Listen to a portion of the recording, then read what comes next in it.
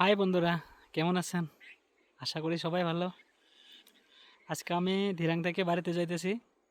তো হঠাৎ করে রাস্তার মাঝখানে অল্প রেস্ট করতেছি। একা আছি, কেউ নাই লগে।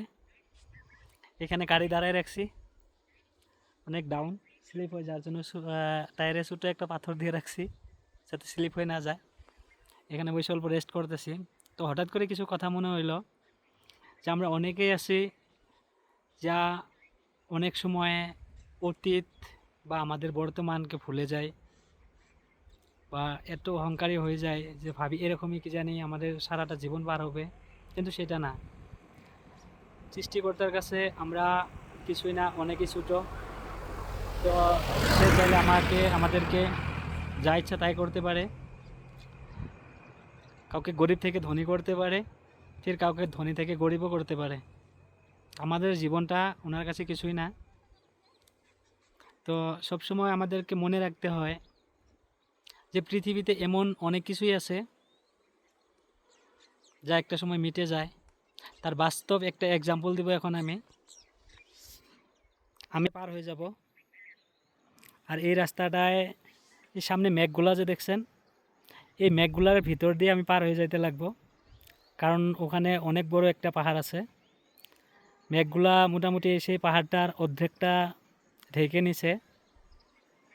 তো দেখেন এত সৌন্দর্য পাহাড়গুলা দূরে থেকে দেখতে, আশপাশের পাহাড়গুলাকেও দেখতে পারছেন, অনেকই ভালো লাগে।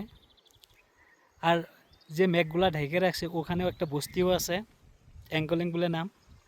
তো দেখেন এত বড় একটা পাহাড় সাধারণ মেঘের কাছে কিভাবে ঢেকে গেছে, তার কোনো ছিন্ন ভিন্ন কিছু দেখা যাচ্ছে না। তো এত বড় একটা পাহাড় সৃষ্টিকর্তার, তার যদি কোনো অস্তিত্ব না থাকে, আমরা তো মানুষ, আমাদের কি অস্তিত্ব আছে বলুন?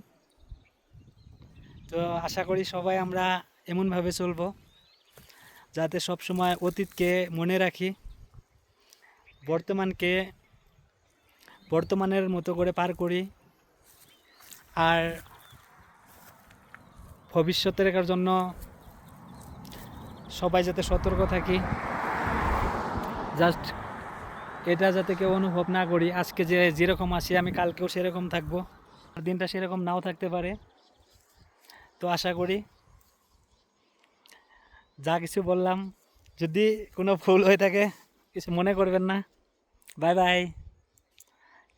কারণ একা একা যাইতে লাগবো, অনেক রাস্তা, জাস্ট আধা রাস্তা এখনও আসিনি ধিরাং থেকে। তো আমি টেনজিনগাঁও পার হয়ে আসলাম। টেনজিনগাঁও পার হওয়ার পরে এখানে অল্প রেস্ট নিচ্ছি। তো বাকিটা উপরওয়ালাই জানে কোন সময় বাড়ি পাবো না পাবো।